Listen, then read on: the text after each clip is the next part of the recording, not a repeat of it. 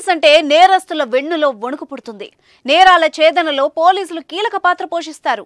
రాత్రింబవళ్లు నిద్రాహారాలు మాని డ్యూటీ చేస్తారు. ఎంత పెద్దవారినైనా వదలకుండా పట్టుకొని లోపలేస్తారు. ఇంతటి గౌరవప్రదమైన పోలీసు వ్యవస్థను కొందరు కేటుగాళ్లు ఆసరా చేసుకుంటున్నారు. నకిలీ పోలీసు అవతారం ఎత్తి ప్రజల దగ్గర అందిన కాడికి దోచుకుంటున్నాడు ఓ మోసగాడు. తాజాగా ఓ నకిలీ పోలీస్ గుట్టు రట్టు చేశారు స్థానిక పోలీసులు.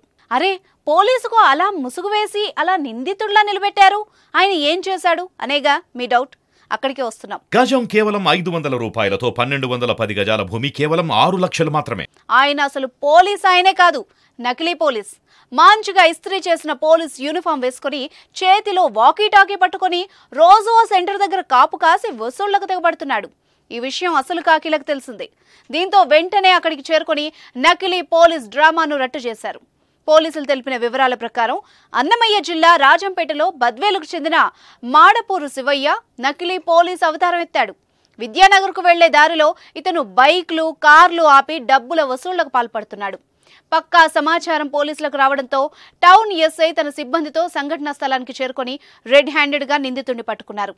పోలీస్ యూనిఫామ్ లో ఉన్న నకిలీ పోలీసు స్థానిక పోలీసులను చూసి పారిపోయేందుకు ట్రై చేశాడు.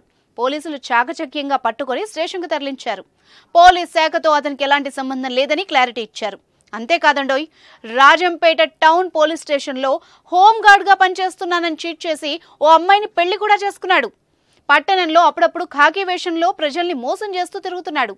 శివయ్య నుంచి పోలీస్ యూనిఫామ్, పోలీస్ శాఖకు సంబంధించిన name plate, fake ID, charger, walkie talkie స్వాధీనం చేసుకున్నారు. ఈ మేరకు కేసు నమోదు చేసి దర్యాప్తు చేస్తున్నారు పోలీసులు.